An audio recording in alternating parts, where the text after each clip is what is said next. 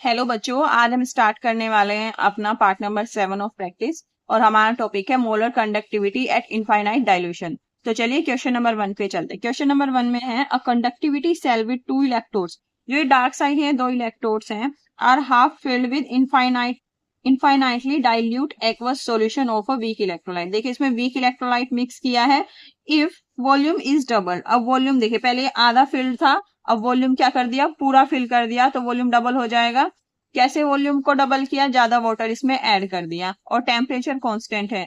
तो जो molar conductivity है सेल की उस पर क्या प्रभाव पड़ेगा। तो देखिए ये भी देखिए molar conductivity depend upon type of electrolyte, increase sharply, decrease sharply, remain same और can not be measured accurately. देखिए जो ये ऑप्शन है ना, depend upon type of electrolyte, ये तब आपके ट्रू हैं जब इनफाइनाइटली डाइल्यूट सॉल्यूशन नहीं है। इसमें दे दिया infinitely dilute solution, aqueous solution, और इस केस में आपका जो कॉन्सेंट्रेशन होगा वो ऑलमोस्ट जीरो हो जाएगा और आपका डिसोसिएशन यानी कि जो भी आपको इलेक्ट्रोलाइट दिया है वो ऑलमोस्ट कंप्लीटली डिसोसिएट हो जाएगा, यानी अल्फा जो हो जाएगी, यानी डिग्री ऑफ डिसोसिएशन ऑलमोस्ट 1 हो जाएगी।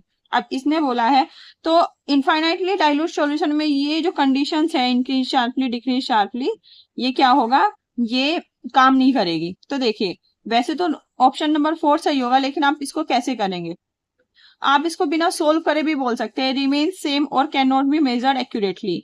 अगर एक बार आपने इनफाइनाइटली डाइल्यूट सॉल्यूशन कर दिया तो फिर आप उसमें कितना ही उसको डाइल्यूट करते रहिए, उसकी मोलर कंडक्टिविटी पे कोई प्रभाव नहीं पड़ेगा, पड़ेगा भी तो बिल्कुल ना के बराबर। ठीक है, तो ऑप्शन नंबर डी सही होगा। लेकिन अगर आप फॉर्मूले से भी देखें तो लैम्डा एम होता है कापा बाई सी। देखिए कापा क्या होती है, कापा होती है कंडक्टिविटी पर यूनिट वॉल्यूम की। अब पर यूनिट वॉल्यूम में सपोज पहले 2 मॉलिक्यूल थे, ठीक है, अब उसको क्या कर दिया, डबल कर दिया उसने वॉल्यूम को। अब पर यूनिट वॉल्यूम में कितना रहा, पहले ये था पर यूनिट 1 था, अब इसको डबल कर दिया तो 1 ये हो गया, 1 ये हो गया, 1 यूनिट ये वॉल्यूम में हो गया, 1 यूनिट वॉल्यूम। हमें लेना तो पर यूनिट वॉल्यूम में ही है, तो अब जो हमारे मॉलिक्यूल है नया, तो पर यूनिट वॉल्यूम में कितने मॉलिक्यूल है, 1। तो कापा क्या हो जाएगा, पहले 2 की वजह से कंडक्टिविटी आ रही थी, अब 1 की वजह से है, यानी कंडक्टिविटी हाफ हो जाएगी, तो कापा हो जाएगा आपका हाफ। अब कॉन्सेंट्रेशन की बात कर लेते हैं। अब वॉल्यूम डबल कर दिया, ठीक है, अगर वॉल्यूम डबल कर दिया तो कॉन्सेंट्रेशन आधी हो जाएगी। सपोज इसमें 2 मोल थे, अब ठीक है, सपोज पहले वाले सॉल्यूशन में 2 मोल थे, ठीक है, अब उसको डबल कर दिया तो आधे रह जाएंगे, है ना, आधे, तो नंबर ऑफ मोल्स आधे हो जाएंगे, तो पर लीटर जो नंबर ऑफ मोल्स हैं वो क्या हो जाएंगे, वो भी आधे हो जाएंगे, तो जो कॉन्सेंट्रेशन है वो भी आधे हो जाएगी। तो 2 से 2 कैंसिल हो जाएगा, तो लैम्डा लैम्डा आ जाएगा कापा बाई सी, मतलब इस पे ऑलमोस्ट कोई प्रभाव नहीं पड़ेगा। तो जो इसका ऑप्शन नंबर डी है वो सही बैठेगा। चलिए अब अगले क्वेश्चन पे चलते हैं।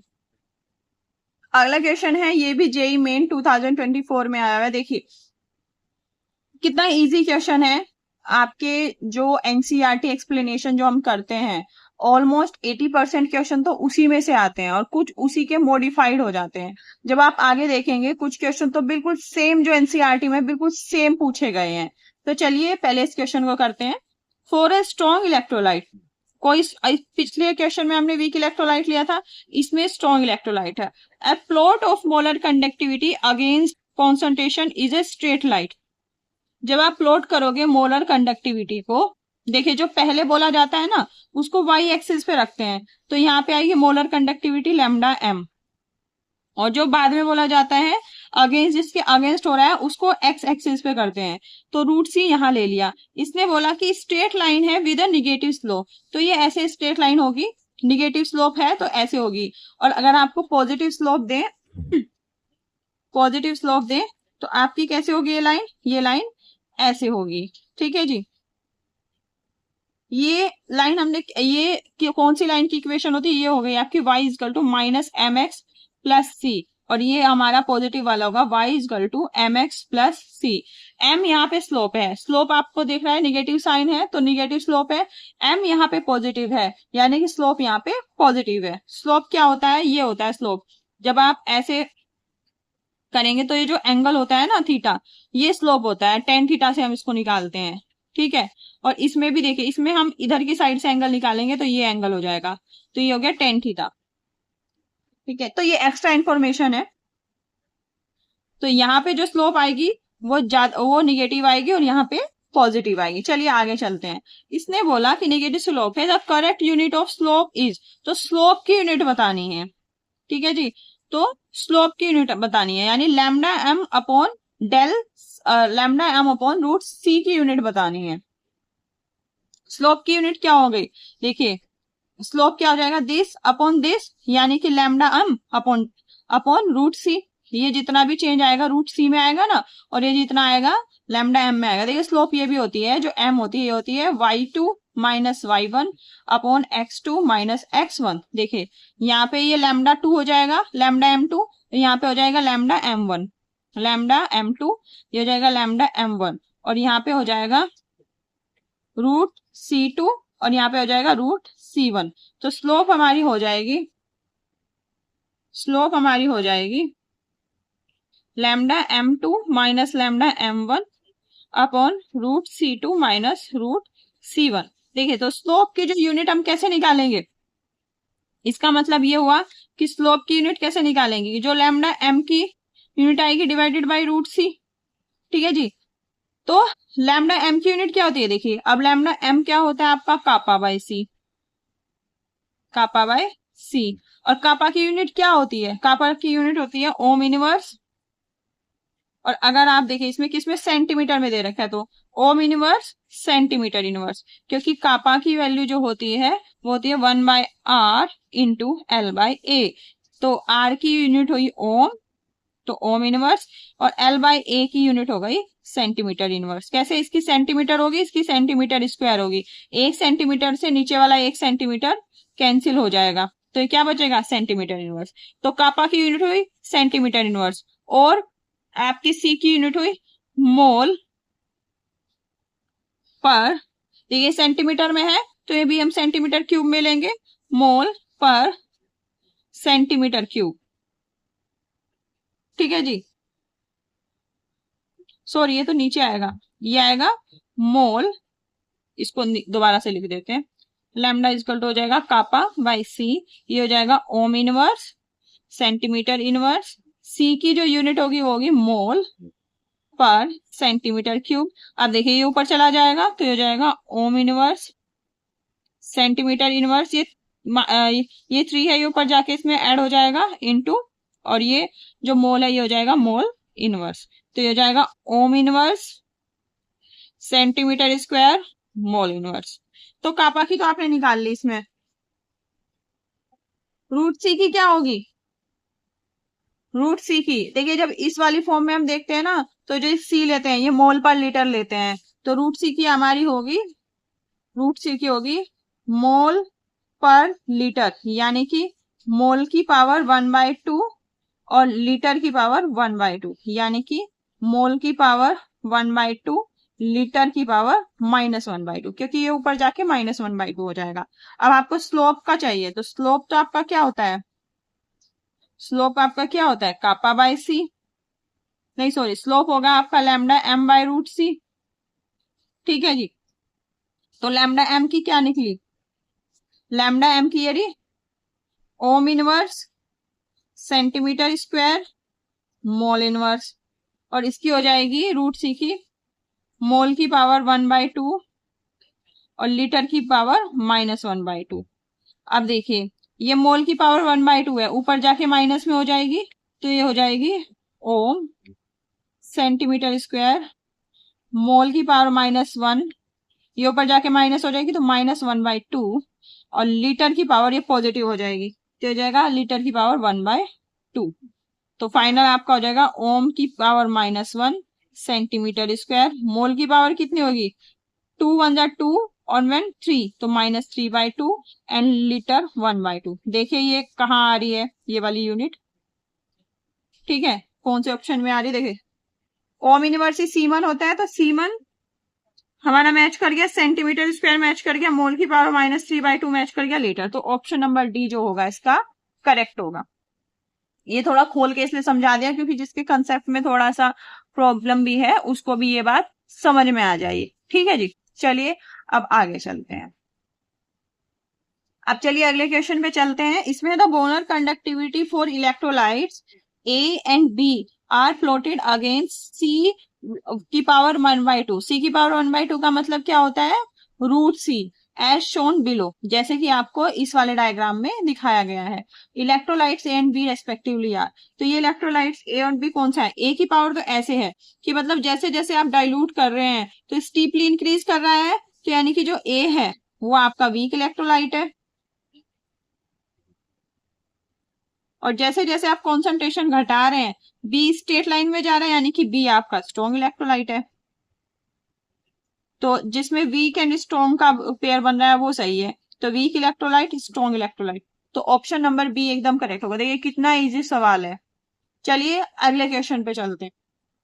अगला क्वेश्चन है विच out of the following is a correct equation two show change in molar conductivity. देखिए आपको टर्म पे बहुत अच्छे से ध्यान रखना है। show change in molar conductivity with respect to concentration for a weak electrolyte if the symbols carry their usual meaning। तो आपको दिखाना है change in molar conductivity with respect to concentration, मतलब concentration के साथ molar conductivity कैसे change होती है वो आपको बताना है। इसमें से कौन सा शो करेगा और किसके लिए दिखाना है? Weak electrolyte. देखिए सबसे पहले आपको स्ट्रॉन्ग इलेक्ट्रोलाइट का पता होना चाहिए, ठीक है। स्ट्रॉन्ग इलेक्ट्रोलाइट के लिए क्या होता है? स्ट्रॉन्ग इलेक्ट्रोलाइट के लिए लैम्डा एम इक्वल टू होता है lambda M note minus A root C. ये स्ट्रॉन्ग इलेक्ट्रोलाइट के लिए। देखो आप इसको कैसे याद करेंगे, लैम्डा एम तो जो आपकी मोलर कंडक्टिविटी हो गई किसी भी कॉन्सेंट्रेशन पे हो गई is equal to lambda M nought. देखिए मैक्सिमम मोलर कंडक्टिविटी होती है, तो लैम्डा एम इससे तो कम हो गई, तो कितनी कम होगी? माइनस ए रूट सी। और ये रूट सी कैसे याद रखोगे आप? क्योंकि आप जो प्लॉट करते हो तो रूट सी के अगेंस्ट करते हो, तो करते हैं ना, तो इसको आप कैसे याद रखोगे? Lambda M is equal to lambda M note minus A root C. चलिए अब वीक इलेक्ट्रोलाइट के केस में देखते हैं। वीक इलेक्ट्रोलाइट के केस में मैं इस टाइप की इक्वेशन कैसे बनाऊं? देखिए सपोज वीक इलेक्ट्रोलाइट ये है एच ए, ठीक है। ए कुछ भी हो सकता है, CH3CO माइनस हो सकता है, कुछ भी वीक इलेक्ट्रोलाइट हो सकता है। ये कैसे आपका डिसोसिएट करेगा? H प्लस प्लस ए माइनस, ठीक है जी। अब आपको पता है पहले सपोज इसकी कंसंट्रेशन C थी, ये 0 थे, मतलब जब तक ये डिसोसिएट नहीं हुआ था।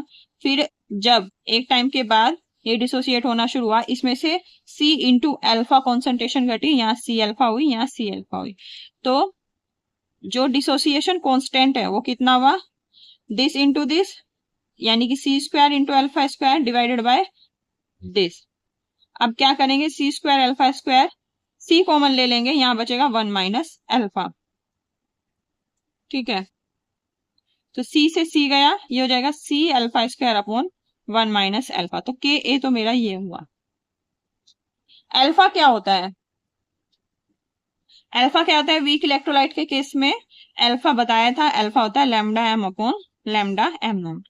मैक्सिमम के केस में ही आप निकालेंगे ना, मतलब मैक्सिमम के रेस्पेक्ट में ही निकालेंगे ना, तो मैक्सिमम तो ये है, और डिवाइडेड बाय जितना आपकी कॉन्सेंट्रेशन पे है, जो गिवन कॉन्सेंट्रेशन है जितना उस पर डिसोसिएशन है, और मैक्सिमम आपका नीचे आ जाएगा। तो अल्फा आपका ये हो गया।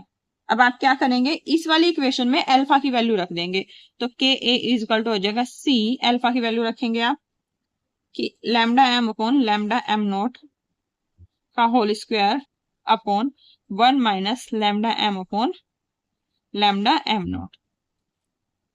अब आगे क्या करेंगे?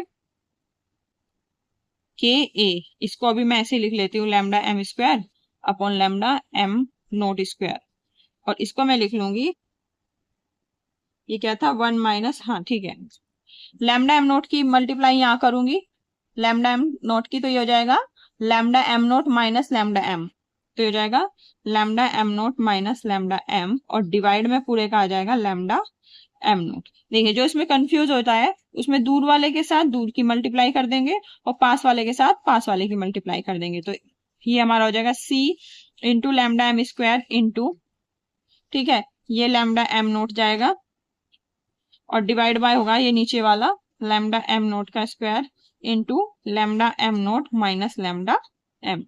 ठीक है, अब देखिए लैम्डा एम नोट से एक पावर खत्म हो जाएगी, तो अब हमारा क्या बचेगा, हमारा बचा C lambda square lambda M square, और नीचे बचेगा lambda M note minus lambda M. अब आप क्या करेंगे, इसकी मल्टीप्लाई के ए में कर देंगे, तो ये मल्टीप्लाई करके क्या आएगा, इसको और खोल के लिख लेंगे, lambda M note square minus lambda M into lambda M naught. इसकी मल्टीप्लाई इसमें कर देंगे क्योंकि के एक इक्वल है ना, तो इसकी मल्टीप्लाई इसमें करेंगे तो हो जाएगा lambda K a into lambda M note square minus K a lambda M note is equal to C lambda M square. यहां तक आ गया। अब मैं देखो मेरी इक्वेशन में कहाँ था, कहाँ से क्या क्या आ रहा है। ठीक है, ये तो नहीं है, ये तो स्ट्रॉन्ग इलेक्ट्रोलाइट वाला है, ऑप्शन ए वाला।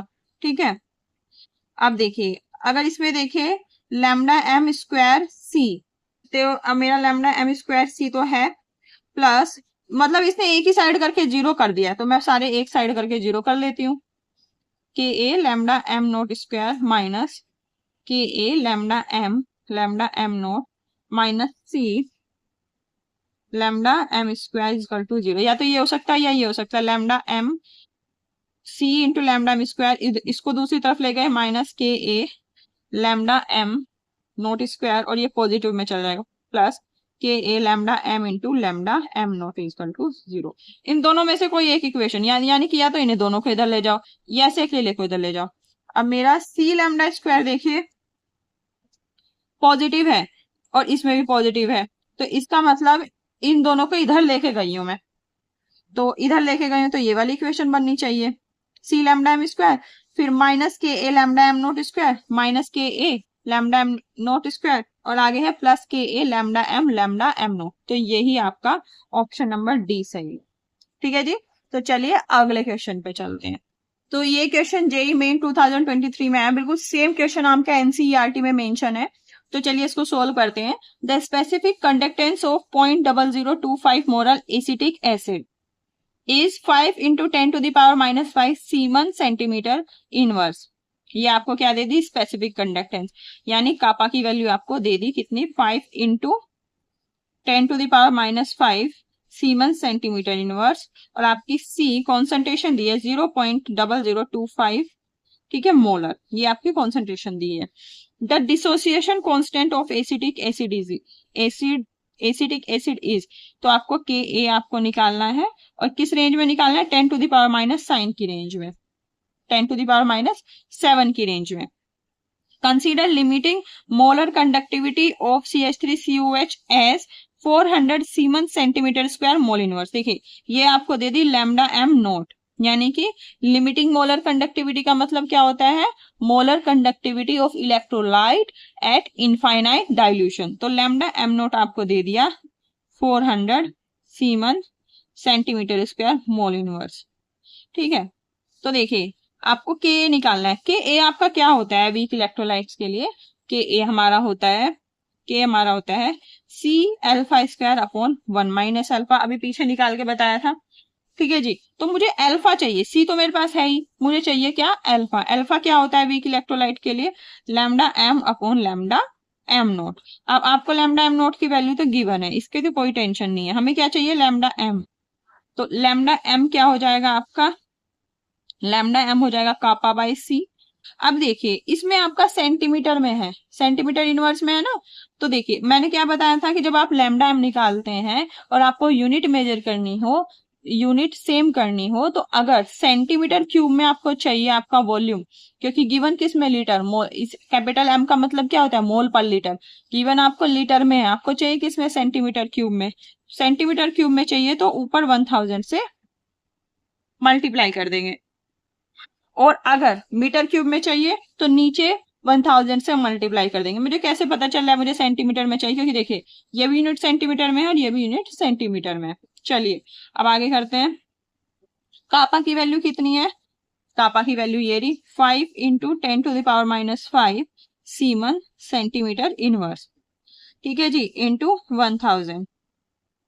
अब मैं इसको सी को तो चेंज कर चुकी हूं, तो यहाँ लिखूंगी 0.0025, ठीक है, मोल पर सेंटीमीटर क्यूब, क्योंकि सेंटीमीटर क्यूब में बैलेंस कर चुकी हूँ। यहाँ मैं मोल पर लीटर नहीं लिखूंगी। ठीक है जी, अब इतना समझ में आ गया। तो जब आप इसको सोल्व करोगे, इसको जब आप सोल्व करोगे तो आपकी इसकी वैल्यू आएगी 20।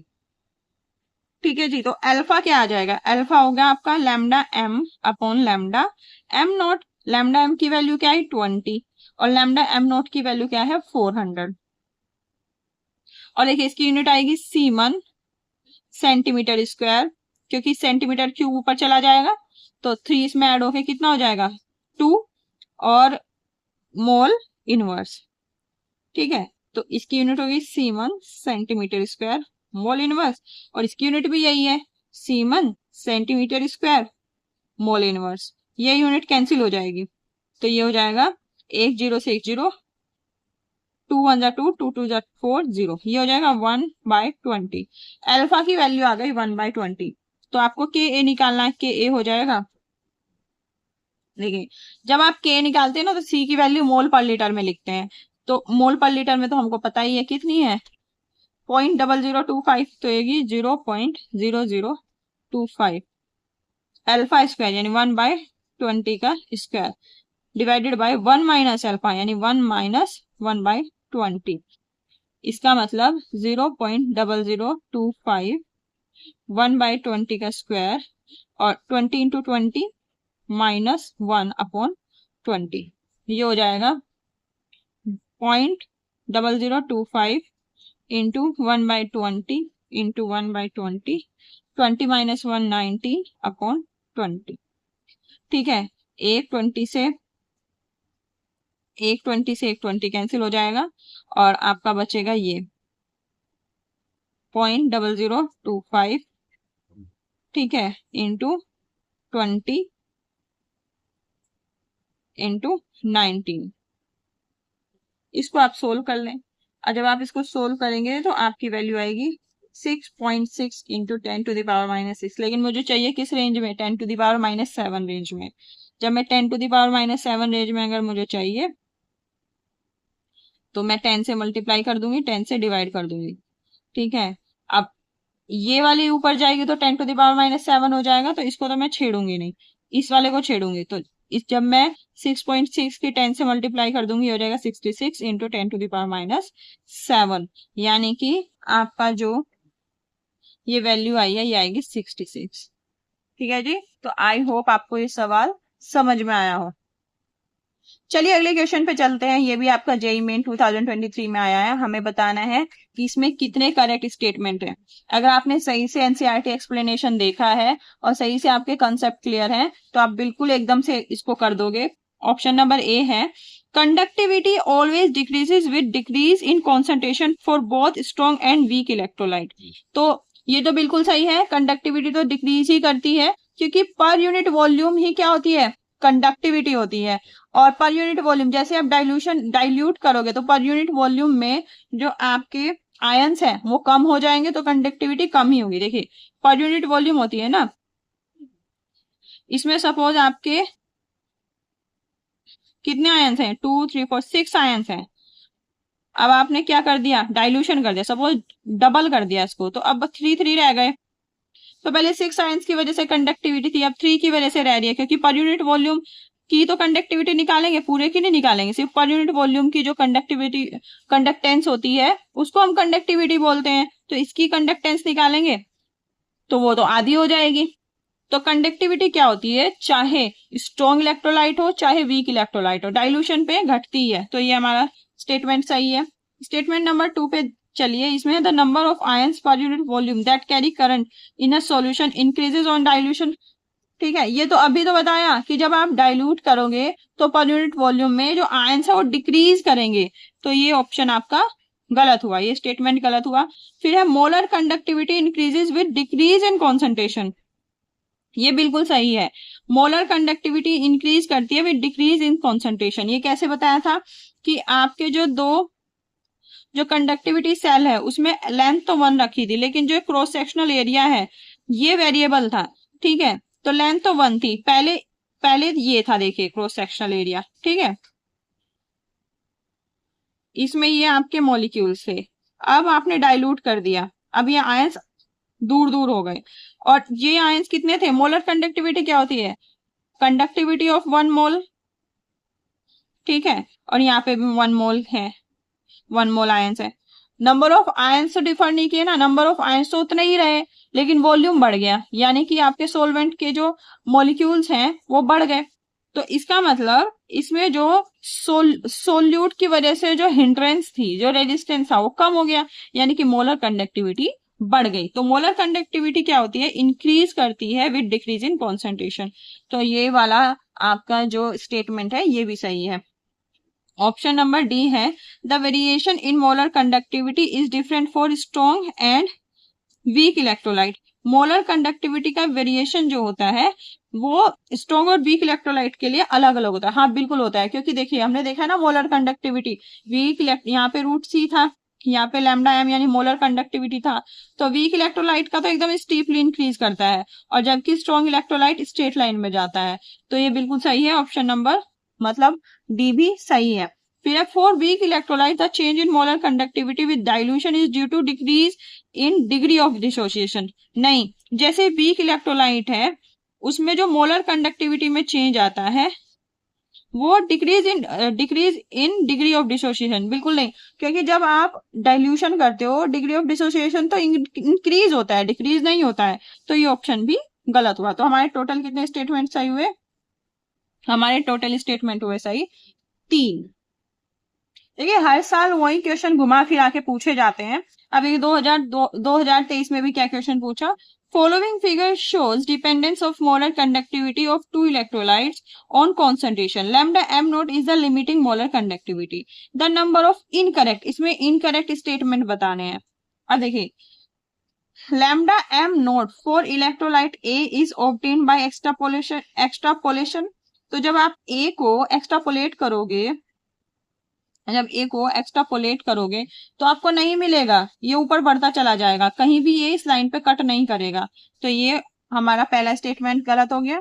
फिर है for electrolyte B lambda M versus root C graph is a straight line with intercept equal to lambda M naught. तो ये बिल्कुल सही है, जब आप इसको एक्सट्रापोलेट करोगे तो आपको बताया था कि जो ये होता है ये होता है लैम्डा एम नोट, ठीक है, क्योंकि यहाँ पे कॉन्सेंट्रेशन कितनी है 0। तो जब ये यहाँ पे कट मारेगा तो इसका मतलब जो ये आपकी मोलर कंडक्टिविटी है वो आएगी एट इनफाइनाइट डाइल्यूशन पे।